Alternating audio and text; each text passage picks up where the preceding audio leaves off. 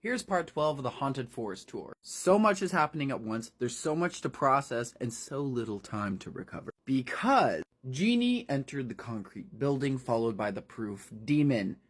We swap. To the next POV, Eddie being attacked by all these worm monsters with viper fish mouths, and he pulls the pin on a random grenade he just had in his pocket, and he shoved it in the alien's mouth. Tuck, roll, explode. Woo! That was a close one.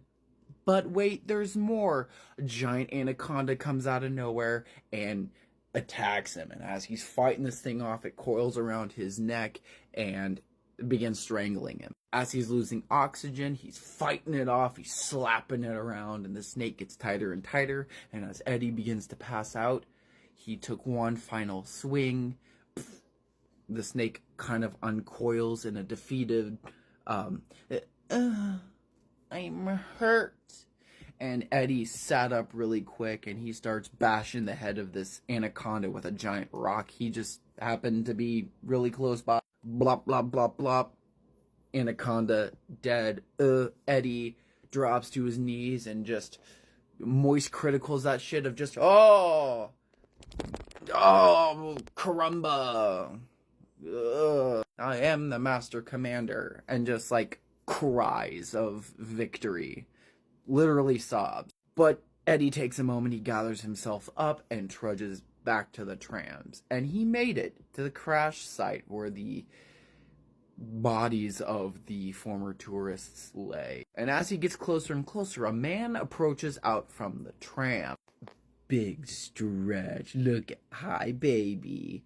So this man comes out of the tram and he's like, don't you get any closer. And he holds a weapon up to Eddie's face and he's like, who are you? I'm here to help you, motherfucker. But this man wasn't having it. No matter how many times Eddie would try to explain himself that I'm good, just like you. I'm here to survive.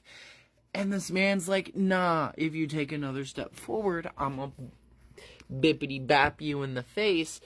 And Eddie's like, dude, I'm trying to get the survivors out of here. And this man's like, nah, fam, there can only be one.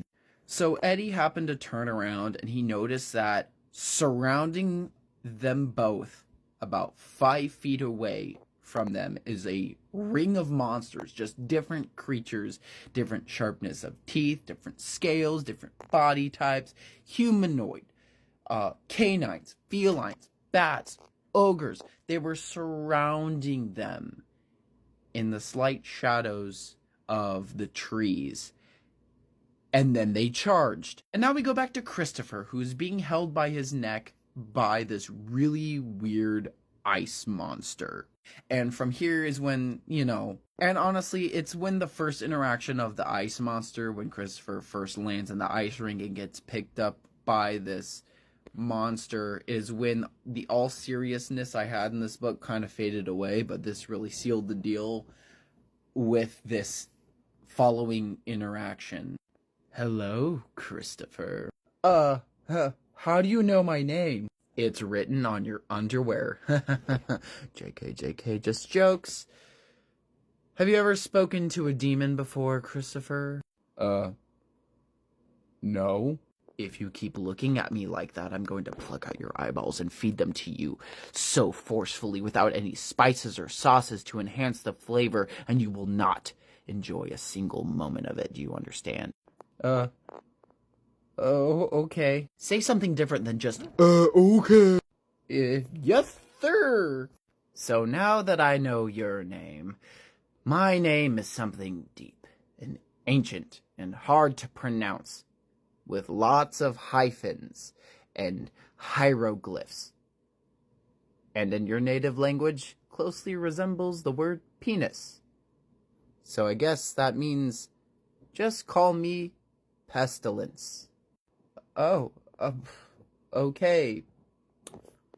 Pestilence? Why the ice? Well, as you can see, I despise the hot weather. I die inside over 70 degrees. So, that is why I have an ice rink here to keep me comfortable and cool. And that is why I'm covered in scales. The scales help reflect the heat a little bit to keep me nice and cool. If you are cold, perhaps I can procure a sweater for you. No, I think I'm okay. Ah, good. So I guess now that we're both comfy then, how was your trip over? How has the tour been? Is it worth the money? Yeah, I'm sorry. This is really weird for me. Weird? Well, I guess if you stapled a carrot to your nose, that would be pretty weird. Anyway, how was the flight over? Significant legroom? Any mechanical errors? Delays? You mean the bird? Yes, the bird, you dipshit. How else did you get here? Flight? Anyway, do you know why I brought you here? Your mind must actually be blank since you have no obvious answer for this question. Why are you here? You wouldn't know that. Because I have a plan. You see, things are happening right now. So I guess you must be wondering, why was I brought here? Yeah. To negotiate? Yes, to negotiate the lives and the living parts of your fellow humans. Wrong-o. No. That was a good answer, but I'm gonna say no on that one. Minus 10 points. This is the actual interaction in the book, by the way. No, Christopher, because you're here because you're a sacrifice. Yeah, a sacrifice, but you didn't expect that right now.